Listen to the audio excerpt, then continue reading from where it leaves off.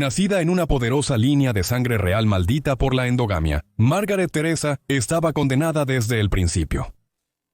Enviada a casarse con su propio tío a los 15 años, se convirtió en emperatriz del Sacro Imperio Romano, solo para desvanecerse en una vida de enfermedad, depresión y embarazos interminables. Acompáñame mientras exploramos su historia. La infanta Margarita Teresa, o Margaret Teresa en inglés, nació en el Real Palacio de Alcázar en Madrid el 12 de julio de 1651. Su padre era el rey Felipe IV.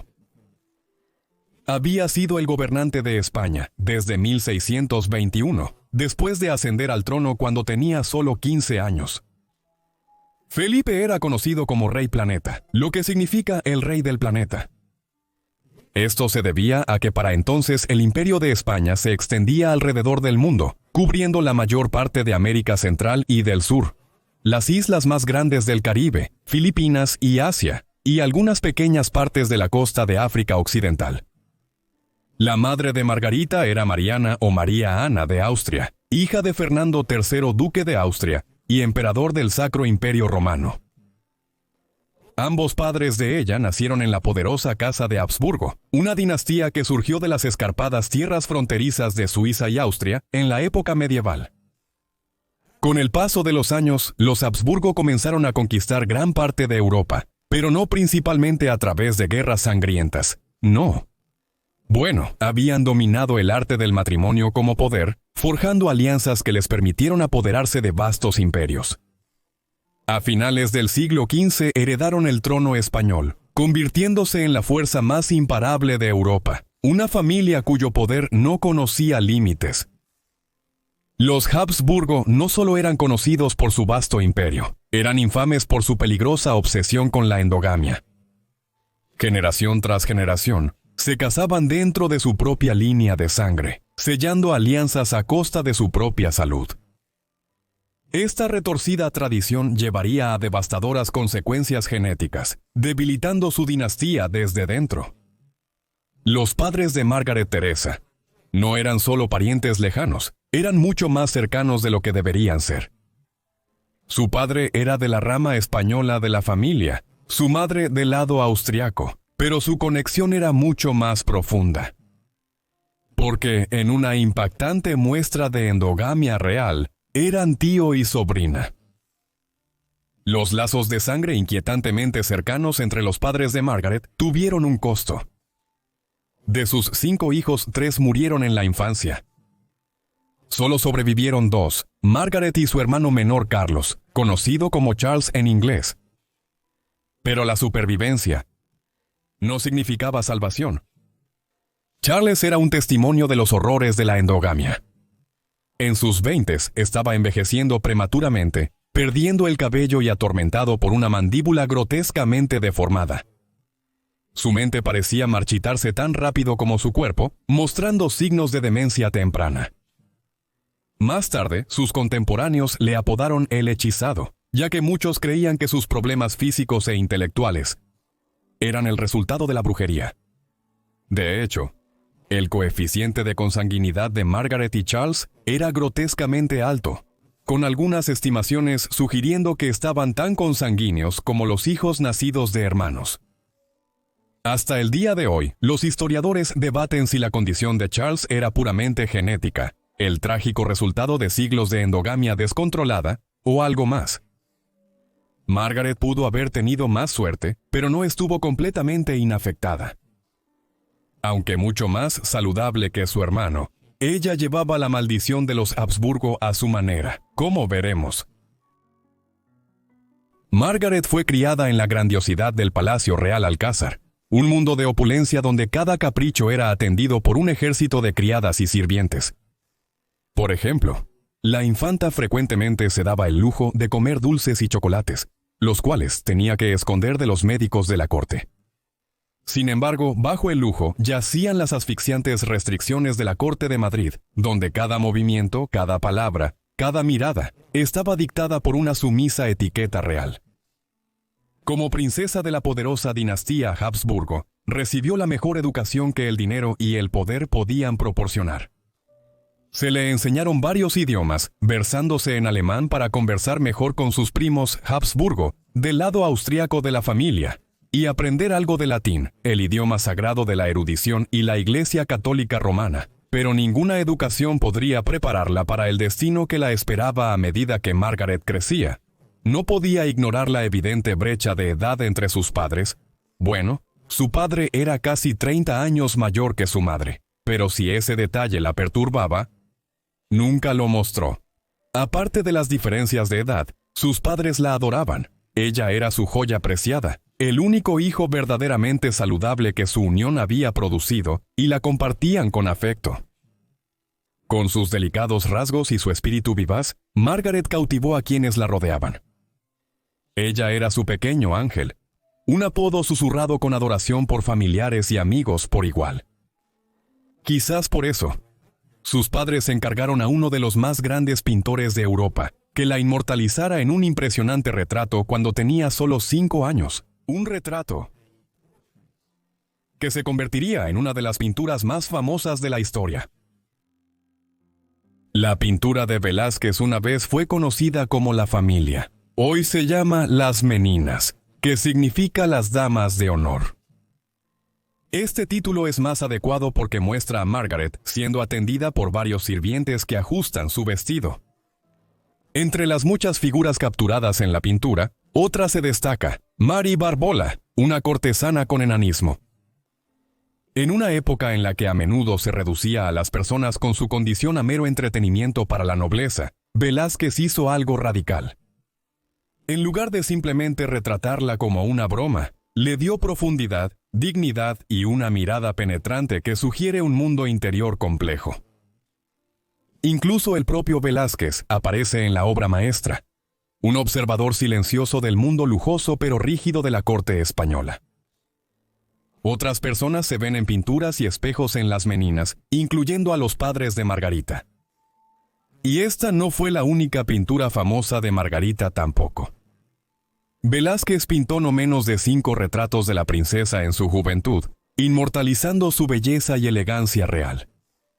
De hecho, fue una de las jóvenes más pintadas en toda la Europa moderna temprana, forjando su imagen de poder y prestigio, aunque esto contrastaría con el triste destino que le esperaba. Puede parecer difícil de comprender para las mentes modernas, pero para cuando Las Meninas fue pintado en 1656, cuando Margarita tenía solo 5 años, ya había una creciente discusión en la corte española sobre con quién se casaría. En el despiadado mundo de la política real, el matrimonio nunca fue sobre el amor, fue sobre el poder. Las emociones y deseos personales eran insignificantes cuando las dinastías estaban en juego. Como hija del rey de España, Margarita no era solo una princesa, era una pieza de ajedrez de alto riesgo en el brutal juego de la diplomacia europea. Su futuro se decidió mucho antes de que ella lo entendiera. Por ejemplo, en un momento se sugirió que ella podría casarse con Carlos Stuart de la familia real inglesa. Fue restaurado al trono inglés como rey Carlos II de Inglaterra, Escocia e Irlanda, en 1660, después de que Inglaterra experimentó brevemente con ser una república en los años 1650. Un matrimonio de este tipo se habría utilizado para formar una alianza improbable con los ingleses, en un momento en que Francia y España eran rivales acérrimos por el dominio de Europa occidental. Al final, Carlos se casó en cambio con Catalina de Braganza, una novia portuguesa en 1662. El colapso de las negociaciones para que Margarita se casara con Carlos Stuart se debió principalmente a la oposición del rey Felipe. En cambio, él creía que su hija debería casarse con un miembro del lado austriaco de la familia Habsburgo. Parecía no mostrar ninguna preocupación de que este matrimonio profundizaría la endogamia de la familia. Después de todo, simplemente era como los Habsburgo mantenían el poder en su agarre. En cuanto a Margaret, ella no tenía voz en su destino. Cuando comenzaron las negociaciones entre Madrid y Viena, probablemente ella estaba felizmente inconsciente de las impactantes consecuencias que traería esta unión. Ella todavía tenía solo 11 años cuando se anunció en la corte real que se casaría con Leopoldo de la Casa de Habsburgo. Al igual que su madre antes que ella, Margarita ahora estaba destinada a continuar la tradición incestuosa de los Habsburgo, y se iba a casar con un miembro de la familia muy cercano, un hombre que era tanto su primo hermano como su tío. Leopoldo era el hermano menor de su madre, y había logrado convertirse en archiduque de Austria, rey de Hungría, Croacia y Bohemia, y el emperador del Sacro Imperio Romano, en rápida sucesión a finales de los 1650. Incluso en la Europa de la Edad Moderna temprana, existían estándares sobre la edad mínima para casarse. Margarita fue prometida a su tío a principios de 1663, pero se consideró que era demasiado joven para que el matrimonio tuviera lugar en ese momento. En cambio, no fue hasta abril de 1666, cuando se acercaba a su 15º cumpleaños, que Margarita partió de Madrid para viajar a Viena. Siguió una gira de 6 meses, y la comitiva real española solo llegó a Viena en diciembre de 1666. La ceremonia de matrimonio tuvo lugar unos días después, el 12 de diciembre. Fue un evento magnífico, al que asistieron muchos de los reales y dignatarios más poderosos de Europa, sin escatimar en gastos. Y la grandeza no terminó ahí. Las celebraciones continuaron durante 1667. Sin embargo, detrás del esplendor, ya se estaba desarrollando un oscuro destino. La vida en Viena era peculiar y a veces difícil para Margaret. Para empezar, ella y su nuevo esposo tenían un matrimonio extraño. Puede sorprender hoy en día, pero no intentaron ignorar su cercano parentesco sanguíneo. De hecho, ella lo llamaba tío. A pesar de esta situación poco ortodoxa, se llevaban bien. Compartían aficiones como el arte y la música, y Leopoldo se esforzó para que Margarita estuviera cómoda en su nuevo entorno. También era común que los reales como Margarita, cuando dejaban su patria para casarse con un gobernante o príncipe extranjero, llevaran consigo a miembros de su antiguo personal doméstico. Así que habría tenido algunas caras conocidas a su alrededor en la corte de Viena mientras se aclimataba a su nueva vida.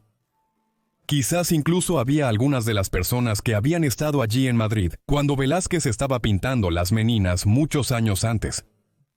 A pesar de esto, Margaret permaneció profundamente nostálgica, aferrándose a sus raíces españolas y haciendo poco para mejorar su alemán. Con el paso del tiempo, su delicada belleza comenzó a desvanecerse. Su tez se volvió más pálida, sus rasgos más fatigados, y la característica mandíbula de los Habsburgo se hizo más pronunciada. El matrimonio también enfrentaba otras dificultades. Margaret quedó embarazada casi inmediatamente después de llegar a Viena y dio a luz a un niño llamado Ferdinand en septiembre de 1667. Sin embargo, solo sobrevivió durante 3 meses y medio y murió en enero de 1668. Su suerte pareció cambiar con el nacimiento de su siguiente hija, una niña, María Antonia, nacida en enero de 1669. Ella sería la única hija de Margaret que sobreviviría. Otros 2 no tuvieron tanta suerte.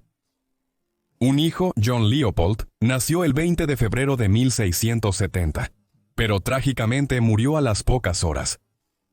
Otra hija, María Ana, vivió solo 2 semanas antes de fallecer en febrero de 1672, y este devastador patrón fue un presagio de lo que vendría.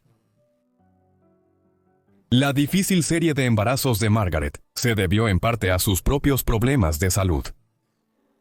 Aunque había sido una niña mucho más saludable que su hermano, sí tuvo algunos problemas de salud crecientes en los años previos a su llegada a Viena y después de ella. Cuando llegó a Viena a finales de 1666, la gente rápidamente comenzó a comentar sobre sus frecuentes enfermedades. Por un tiempo, muchos observadores atribuyeron esto a la constante tensión del embarazo. En solo 6 años, soportó 6 embarazos, incluyendo 4 nacimientos vivos y 2 abortos espontáneos, cada uno dejándola más débil y deprimida que antes. Pero a medida que pasaba el tiempo, quedó claro que algo más siniestro estaba en juego. Margaret a menudo estaba confinada a su cama, incluso cuando no estaba embarazada. Los médicos la diagnosticaron con una glándula tiroides agrandada, pero en el siglo XVII no había cura, y su condición solo empeoró. Las cosas realmente empeoraron para Margaret en la primavera temprana de 1673. Tuvo un ataque de dolores de estómago que duró 3 semanas, luego desarrolló fiebre. Existen documentos escritos por embajadores extranjeros en la corte de Viena en ese momento, que indican que muchos estaban seriamente preocupados de que ella muriera. A principios de marzo, tenía problemas para respirar. Y el 10 de marzo se llamó a un confesor para escuchar su última confesión y darle el sacramento. Solo 2 días después, el 12 de marzo, Margaret murió a la temprana edad de 21. Una autopsia reveló una verdad desgarradora. Estaba esperando otro niño al momento de su muerte. Su vida trágicamente corta terminó en la cripta imperial en Viena, donde fue puesta a descansar. La muerte de la archiduquesa y emperatriz del Sacro Imperio Romano resultó en un largo período de luto en la corte austriaca. Los servicios funerarios se extendieron hasta abril. Leopoldo quedó devastado por la muerte prematura de su esposa. Sin embargo, esto no le impidió volver a casarse antes de fin de año. Su nueva esposa era la archiduquesa Claudia Felicitas de Austria, miembro de la rama tirolesa de los Habsburgo. Pero horrorizado, el matrimonio no era sobre amor, sino sobre supervivencia. El juego dinástico debía continuar y se necesitaban más herederos, preferiblemente varones, para asegurar la perduración del reinado de los Habsburgo. Después de la muerte de Margaret, sus derechos al trono español fueron pasados a su única hija sobreviviente, María Antonia. Cuando María Antonia murió en 1692, sus derechos fueron heredados por su único hijo sobreviviente, el príncipe Joseph Ferdinand de Baviera. Sin embargo, la muerte prematura de Joseph Ferdinand en 1699, junto con la incapacidad del rey Carlos II para producir un heredero, desencadenaría una crisis de sucesión que sumergió a España y a toda Europa en una brutal guerra que duró casi 15 años. Crisis que quizás podría haberse evitado si los Habsburgo no se hubieran destruido desde dentro debido a sus prácticas incestuosas. Muchas gracias a todos por ver este video sobre Margarita Teresa de España. Espero que lo hayan encontrado interesante. Déjame saber qué te pareció el video en los comentarios de abajo. Y si tienes más sugerencias también déjamelas saber en los comentarios de abajo. Espero que estén suscritos y tengan las notificaciones activadas para recibir mis videos tan pronto como los suba. Eso es todo de mi parte. Los veré en la próxima vida olvidada. Gracias.